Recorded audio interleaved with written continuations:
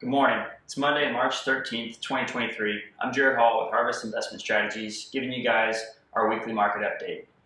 Last week, the S&P 500 index fell 4.5% after a larger than expected rise in February jobs added to rate worries, while late in the week, investors were additionally spooked by the collapse of a well-known bank residing in Silicon Valley.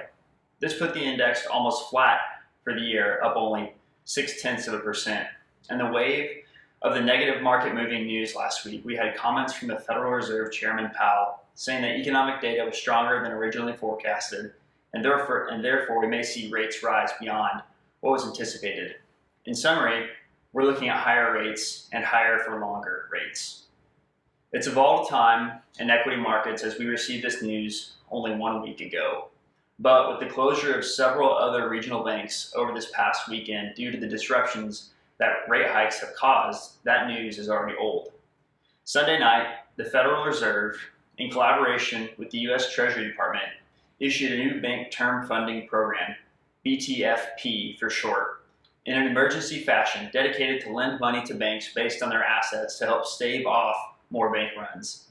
Essentially, this is more easy money policy that we've seen over the last decade, directly contrasted to the current rate hikes we've seen this year and last year. So what's going on? We have the Fed stating that slower inflation is their main target, hiking rates at the fastest pace in 40 years, but at the same time saying they'll intervene when the natural consequences of this rate hiking cycle is too bloody to withstand. It's hard to say whether or not the Fed is acting wisely. On one hand, it would be disastrous if a plethora of regional banks were to collapse and leave depositors unprotected. But on the other hand, the inflation the Fed has been fighting could be bolstered by their emergency actions taken on Sunday.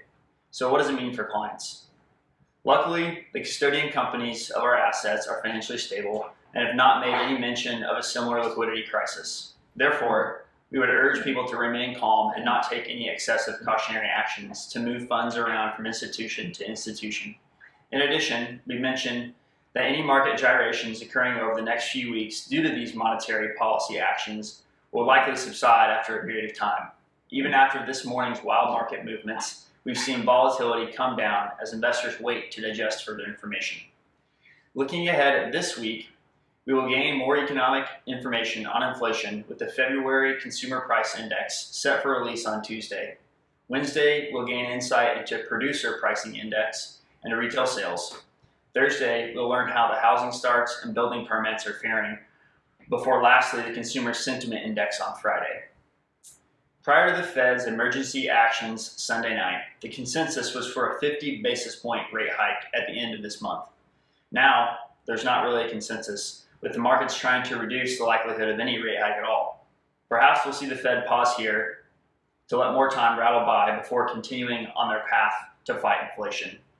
During chaotic times such as these, we'd urge investors to shore up their spending in areas that they have the ability to do so, and set up a one-off or a one-on-one meeting with us if you have additional questions about your financial plan. Thanks. We hope you guys have a great week.